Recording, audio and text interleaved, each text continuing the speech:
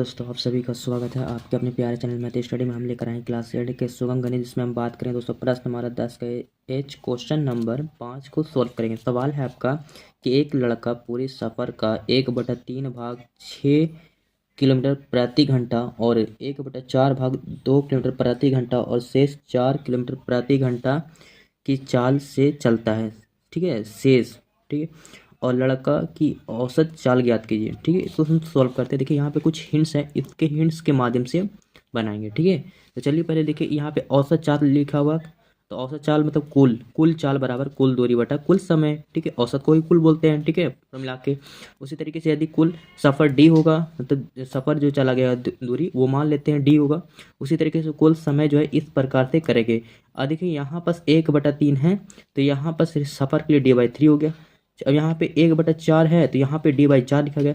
यहाँ पे 5/12 कैसे लिखा गया, 5D/12। ऐसा क्यों? क्योंकि देखिए मैं बता दूं कि ये सफ़र जो है कुल शेष जो है ना 4 घंटे में, तो शेष का मतलब ये दोनों को जोड़ करके एक में से माइनस करना पड़ेगा, क्योंकि कुल सफ़र है ना, शेष बताया रहा है। तो अगर एक में से 1/3 और प्लस 1/4 इन दोनों को जोड़ के एक में से घटाइएगा तो आपको कितना आएगा, आपको मतलब 5/12 आएगा। ठीक है, अगर देखते हैं, अगर देखिए इसी तरीके से यहाँ पर समझ लीजिए, थोड़ा सा मैं हिंट कर देता हूँ। देखिए 1/3 प्लस 1/4 ये दोनों को जोड़ लेना, उसके बाद एक में से माइनस कीजिएगा ना, तो देखिए यहाँ पर एलसीएम कितना हो जाएगा, 3 4 का 12 हो जाएगा।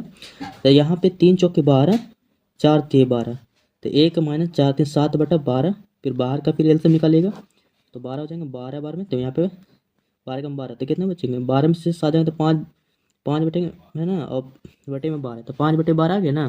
तो इसी तरीके से यहाँ पे दोस्तों लिखा गया है 5D/12। ठीक है, और यहाँ पे 12 क्यों दिया गया है, देखिए 6 किलोमीटर प्रति घंटा, यहाँ पे 2 तो 6 2 8, अब 8 4 कहते होंगे 12, इसलिए 12 लिखा गया है इसके लिए। ठीक है, उम्मीद करते हैं यहाँ तक तो आगे हुई बात को। फिर उसके बाद औसत चाल करेंगे कुल मिलाकर, तो कुल डिस्टेंस कितना था D, और इसको हम क्या बोलते हैं पलट जाने के बाद कर लेंगे। ठीक है, चलिए इसको हम सोल्व करते हैं। क्वेश्चन नंबर लिख लेते हैं 5 दोस्तों। ठीक है, लिखते हैं कि कुल जो दूरी मान लेते हैं वो आपका क्या मान लेते हैं, D मान लेते हैं। ठीक है, ये क्या किया हमने, माना। ठीक है, अब ये देखिए हम जानते हैं कि समय बराबर या यहाँ पे क्या कर लेते हैं, चाल बराबर। ठीक है, तो चाल बराबर क्या होता है, दूरी बटा समय।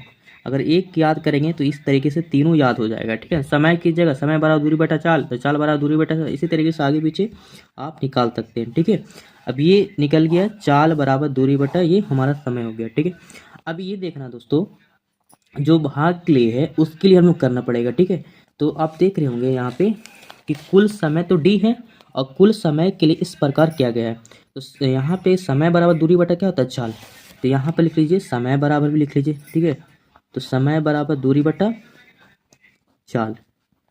तो अब यहाँ पे देखिएगा दूरी क्या है, टोटल से D था, तो D अलग अलग भाग में फैक्टर में तोड़ेंगे ना, और चाल यहाँ पे देखिए 3, यहाँ पे क्या करेंगे 1/3 भाग था, तो 1/D/3 की जगह, और फिर ये कितना समय में मतलब चाल चलता है, कितना किलोमीटर प्रति घंटे चाल चलता है, 6, तो यहाँ पे 6 नीचे लिखा है, जैसे आप यहाँ पे देख सकते हैं, यहाँ पे 6 किलोमीटर प्रति घंटा दिया हुआ है। ठीक है, ठीक है ना। उसी तरीके 1/4 2 किलोमीटर प्रति घंटा में चलता है, तो यहाँ पास क्या कीजिएगा, यहाँ पे प्लस कर लीजिए, फिर D बटा कितना हो जाएगा आपका दोस्तों 4, उसके बाद बटे में 2 हो जाएगा। ठीक, प्लस में, और यहाँ पे आपको हम बताएं कितना 5D बटा हो जाएगा दोस्तों 12, और बटे में 4 का कि शेष जो है 4 किलोमीटर प्रति घंटा है। जैसे कि मैंने बताया कि 5D इसलिए लिखा रहा है क्योंकि भाग जो है ये दोनों को जोड़ करके शेष करके है ना 4 किलोमीटर प्रति घंटा जो है शेष करके चलता है, तो इसीलिए एक में से ये दोनों को जोड़ के भाग जोड़ करके घटाइएगा ना एक में से, तो आपको आएगा 5/12, तो इसलिए 5D/12 बटे में 4 का 4 किलोमीटर प्रति घंटा जो चाल जो है नीचे रहेगा आपका। ठीक है,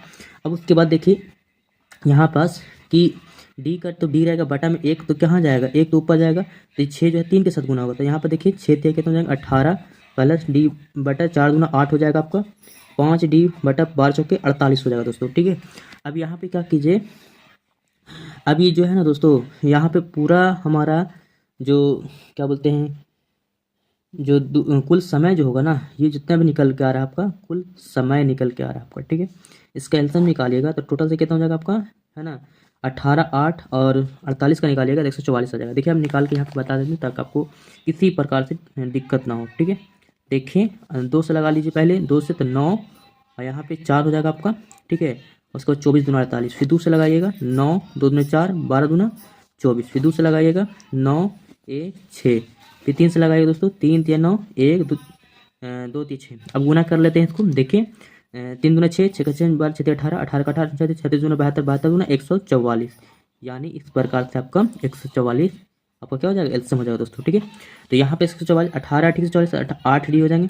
फिर 8 से दिया तो 18 बार तो 18 डी हो जाएंगे। 48 तिया होते हैं 144, तो 5 तिहाई 15 डी। अब ये सारे को जोड़िएगा ना तो आपका हो जाएगा 41 डी बटे में 144। ये जो कुल निकल के आया दोस्तों, ये आपका समय हो गया। ठीक है, तो हमको निकालना है क्या, सफ़र के लिए, है ना, कितना मतलब चाल चलेगा लड़का। ठीक है, तो देखिए, तो चाल बराबर मैंने आपको हेडिंग में बता दी है कि चाल बराबर क्या होगा, दूरी बटा समय। तो देखिए, चाल बराबर दूरी बटा क्या लिख लीजिए, है ना, समय। क्या कर लिए, समय, दूरी बटा समय। तो दूरी कुल दूरी हम क्या माने थे दोस्तों, देखिए यहाँ पे पूरा टोटल से डी माने थे, तो डी लिख लीजिए। और ये कुल समय जो है निकाल करके कितना लाए हैं आप, देखिए 41 डी बटा 144। तो यहाँ पे लिख लीजिए 41 डी और बटा में कितना हो जाएगा 144, और मेन साइन हालांकि ये है आपका, तो 144 पर जाएगा ना, तो यहाँ पे डी गुना 144 बटा में 41 डी। अब ये डी से डी खत्म कर दीजिए, तो यानी 144 बटा 41, इससे पूर्णांक मिला दीजिए, तो 41 दिया हो जाएगा आपको, है ना, 3 का 3, 3 चौके 12, मतलब कि 123। 144 में से 127 घटाइएगा तो यानी आपको एक आएगा 21, मतलब कि 3 पूर्णांक शेषफल 21 बचा ना, और नीचे कितना 41, 3 पूर्णांक 21 बटा 41। ये लड़का का चाल बताया जाता है, किलोमीटर प्रति घंटा आपका क्या हो जाएगा दोस्तों, आंसर हो जाएगा। उम्मीद करते हैं यहाँ तक आपको समझ में आएगा। फिर भी कोई डाउट लगता है दोस्तों, प्लीज़ आप कृपया करके, है ना, निश्चिंत होकर के आप कमेंट कर सकते हैं। तब तक के लिए फिर मिलते हैं क्वेश्चन 6 के साथ। ओके।